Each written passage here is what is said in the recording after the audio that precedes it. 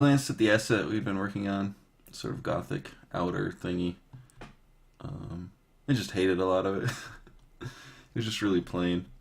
But I learned a lot of lessons here. It was just a little too big. I think I should have repeated um, a lot of the stuff, like I did with this window up here, to save texture space, and maybe even done it in 2048 pixel size, or image size.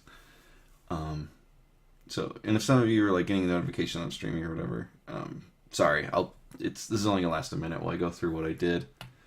Um, yeah, I should explain that. So like, I'm just doing a quick stream to show the changes that I made because I didn't stream it. I thought about it, and it's like, well, I'm not really into this, but then I kept working, and then so anyway.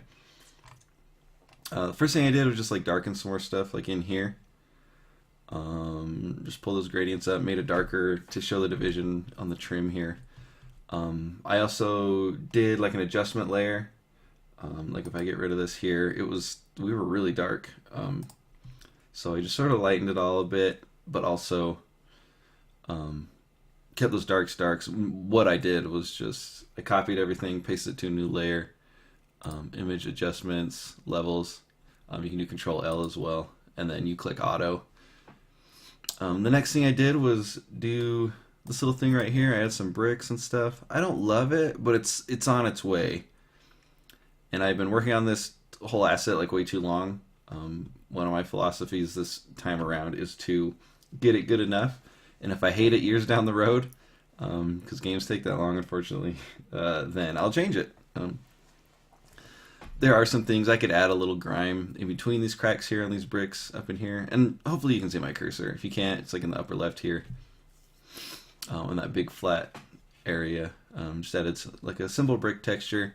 How I did that, I took the thinnest paintbrush possible, just one, at about 40%. Just did some horizontal lines and broke them up unevenly, so it was like a not a perfect brick situation. And then on another layer, I took the rectangle at about 5%, and I darkened a couple of bricks, and then I put it at 3% and darkened a couple more bricks. It just gives it a real nice variety. It's real subtle, but it goes a long way. Next thing I did was add some trim down in here, so I will go back to the gross looking one so I can grab these layers. Let's see. This one, yeah. So you can see like some trim that I added here, and basically it's the same thing. I'm trying to get a good grab here. Come on, dog.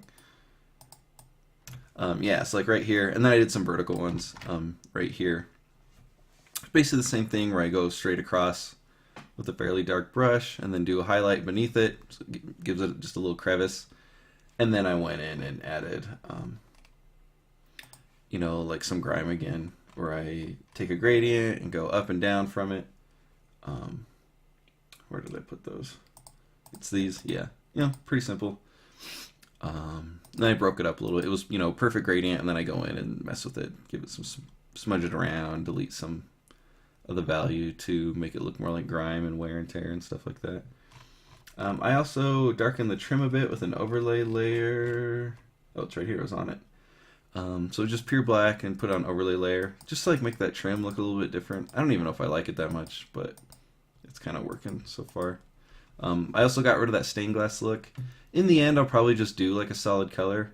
It wasn't matching totally. I love stained glass and everything, and this pattern was neat. We spent a long time on it, but yeah, it just wasn't working.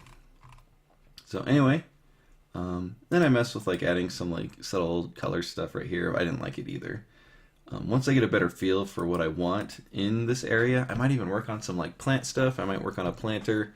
I might work on just some more exterior stuff, like in my head, in the scene here. I have thoughts of, so we have like these faces here, these big assets, and then we have these buttresses to break it up. And then I'm thinking of these like maybe huge buttresses that'll come like way out, or just towers. But I'm thinking like sort of like just big oblique. Is oblique the right word? Like trapezoidal shapes almost. We'll see. We're gonna mess around and we're gonna discover that together. So should be about it. Again, if you have questions, let me know. Sorry I didn't stream this one. Really, I'm trying to stream it all. Just like I was kind of like grumpy mood yesterday, so I didn't feel like streaming. I didn't even think I was gonna work on this.